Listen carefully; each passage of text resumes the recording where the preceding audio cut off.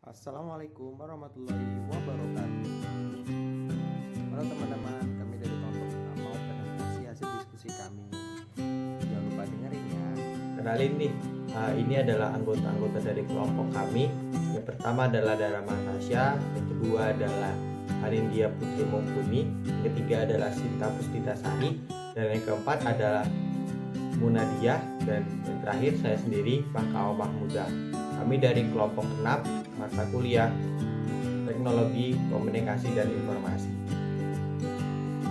Baik, selanjutnya yaitu draft digital campaign, yaitu sebuah peta konsep atau sebuah gambaran dasar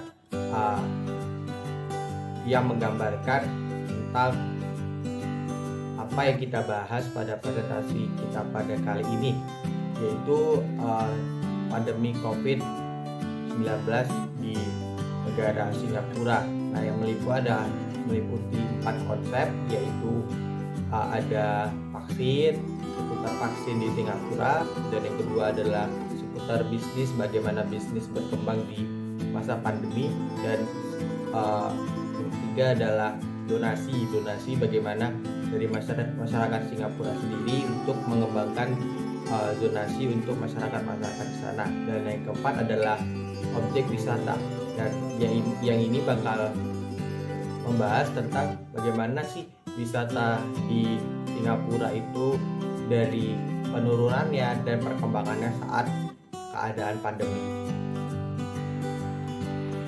Kasus harian COVID-19 Singapura kembali melonjak signifikan hingga hampir menembus 4.000 kasus. Selasa 19 Oktober 2021, Singapura melaporkan 3.994 kasus baru COVID-19 dengan 7 kematian. Ini merupakan rekor terbaru di gelombang 2 COVID-19 di Singapura. Sebelumnya pada hari Senin, kasus baru tercatat 2.553. Meski demikian, Singapura menjadi salah satu negara di Asia yang telah sukses memvaksinasi 80% populasi secara penuh. Keberhasilan ini menjadikannya negara dengan tingkat vaksinasi tertinggi di dunia, di tengah upaya negara-negara lain yang sedang berjuang mengendalikan penyebaran varian Delta. Berdasarkan Google News tentang vaksinasi COVID-19, Singapura telah memberikan sebanyak 9,9 juta dosis kepada warganya, dengan 4,68 juta orang yang telah melakukan vaksinasi secara tuntas dan 4,74 juta orang yang telah melakukan vaksinasi setidaknya 1 dosis. Selanjutnya, Singapura juga mulai memperluas program vaksinasi booster per 9 Oktober bagi tenaga kesehatan, pekerja di garda terdepan, dan mereka yang berusia 30 tahun. Namun, hanya menggunakan vaksin Pfizer dan Moderna sesuai dengan program vaksinasi nasional. Namun, kebelakangan ini terungkap bahwa banyak warga yang minat dengan vaksin Sinovac dan Sinopharm untuk vaksinasi booster.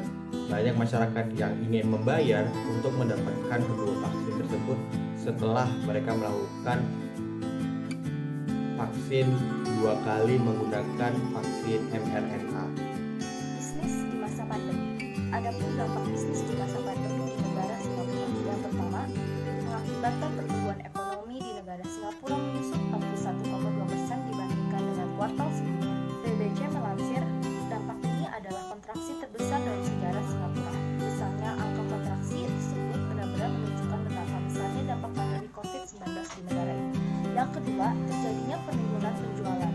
Aktivitas penjualan merupakan hal yang sangat penting bagi perusahaan, terutama untuk menaik keuntungan. Jika terjadinya penurunan penjualan, maka perusahaan tidak akan memperoleh keuntungan.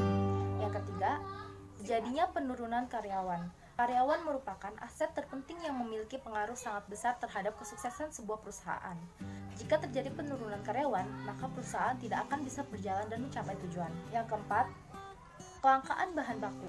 Proses distribusi bahan baku yang lambat menyebabkan adanya beberapa kelangkaan bahan baku yang digunakan untuk membuat produk UMKM. Yang kelima, berkurangnya permintaan akan barang dan jasa berdampak pada UKM.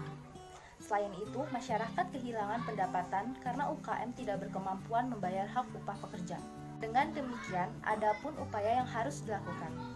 Dampak bisnis di masa pandemi saat ini harus dihadapi dengan melakukan beberapa hal agar bisnis kita agar bisnis kita bisa bertahan bahkan tumbuh. Mempersiapkan diri untuk skenario terburuk, same day delivery, di mana barang akan diantarkan di hari yang sama dengan hari pemesanan, memanfaatkan e-commerce atau fitur-fitur lainnya, dan melakukan skema perubahan pada pengaturan arus keuangan.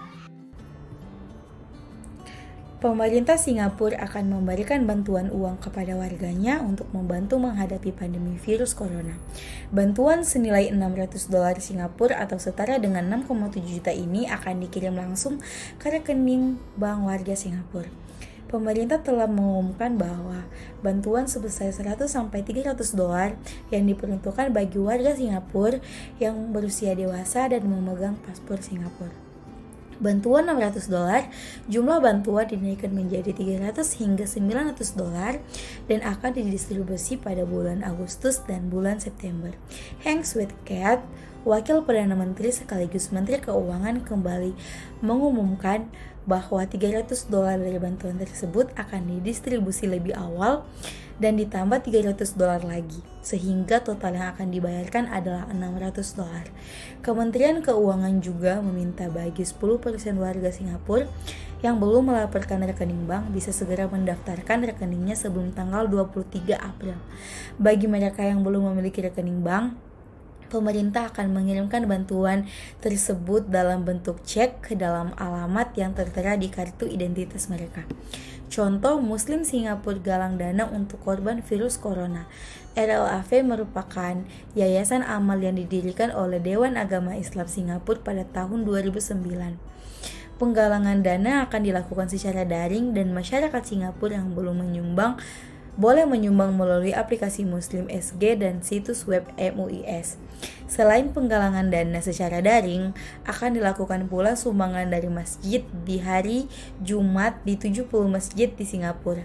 Hal ini disebut sebagai cara untuk menunjukkan belas kasihan dan solidaritas dengan cara memberikan dana tersebut ke warga Singapura. Orang-orang yang rentan ini adalah petugas kesehatan maupun mereka yang bekerja dipengaruhi oleh COVID-19, contohnya mereka yang bekerja di bidang industri, pariwisata, perhotelan, dan transportasi. Singapura mengalami penurunan jumlah kunjungan wisatawan dan penerimaan pariwisata pada awal tahun 2020. Menjelang akhir tahun, pemerintah Singapura mulai mengambil langkah dengan membuka kembali keran ekonomi terbesar mereka, yakni di sektor pariwisata yang sempat runtuh dikarenakan pembatasan perjalanan global dan penutupan perbatasan akibat pandemi COVID-19. Salah satu strategi yang dilakukan pemerintah Singapura yakni membangun kembali sektor wisata dengan cara mengundang para usahawan di bidang pariwisata seperti tour dan travel di belahan dunia dalam acara Travel Revive.